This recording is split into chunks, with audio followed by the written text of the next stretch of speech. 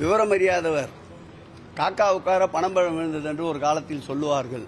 அதுபோல் பழனி திருக்கோயிலுடைய அந்த கோபுரம் என்பது 5 நிலை கோபுரம்.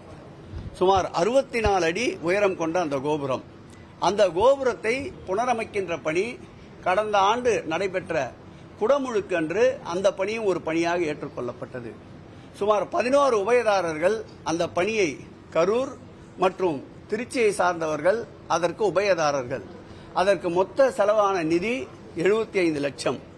அந்த கோபுரம் என்பது கிட்டத்தட்ட 300 ஆண்டுகளுக்கு முன்பு கட்டப்பட்ட கோபுரம். வெறும் புனரமைத்தல் பணி, வர்ணம் பூசுவது போன்ற பணிகள் தான் மேற்கொள்ளப்பட்டது.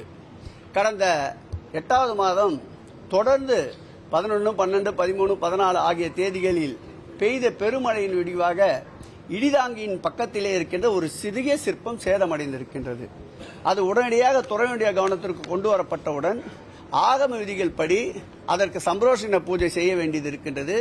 23ஆம் தேதி அதற்கு நாள் குறித்திருக்கின்றார்கள். 24ஆம் தேதி ஒரே ஒரு நாள் அதற்கு உண்டான அந்த சிற்பத்தை சரி செய்கின்றதற்குண்டான கால அளவு நிர்ணயிக்கப்பட்டிருக்கின்றது. வருகின்ற 24ஆம் தேதியே அந்த சிற்பமானது சரி செய்யப்படும். இது எதிர்பாராத நடந்த ஒரு சூழல். இதற்கும் ஊழலுக்கும் சம்பந்தமே இல்லை.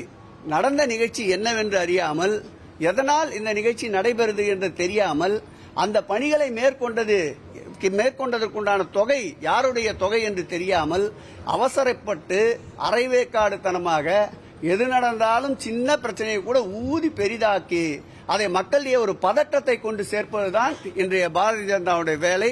அதற்கு இப்பொழுது பொறுப்பு தலைவராக இருப்பவர் பொறுப்பாக அந்த பணியை தொடர்ந்து செய்து கொண்டிருக்கின்றார்.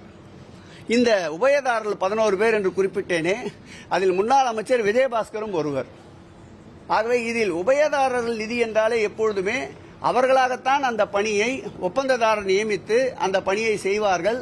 புரிந்துணர்வு ஒப்பந்தம் மாத்திரம்தான் திருக்கோயில் சார்பிலே போடப்படும். பணிகளை மேற்பார்வையிடுகின்ற பொறுப்பையும் திருக்கோயில் ஏற்றுக்கொள்ளும். இதில் எந்தவிதமான தவறுக்கும் இடமில்லை.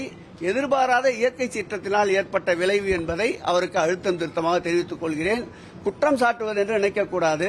ராமர் கோவில் 1800 கோடி ரூபாய் செலவில் கட்டப்பட்ட கோயில். அந்த கோயில் கட்டி முடித்து 2 மாதங்களிலே அந்த கோயில் உள் ஒழுகுகிறது. அந்த கோயிலுக்கு வடிகால்கள் ஒழுங்காக அமைக்கப்படாதால் கோயில் முழுவதும் தண்ணீர் நிற்கிறது என்று குறை சொல்லியவர்கள் யார்? அந்த திருக்கோயிலே பூசாரிகள். அதேபோல் மகாராஷ்டிரா மாநிலத்திலே சத்ரபதி சிவாஜிக்கு எழுப்பிய சிலை என்பது ஒன்று. 2,40,00,000 ரூபாயில் ஏற்பட்ட சிலை பிரதமர் அவர்கள் திறந்து வைத்த 3 மாத காலங்களிலே முழுவதுமாக உடைந்து சின்னாபின்னமானது யாருடைய ஆட்சியில்?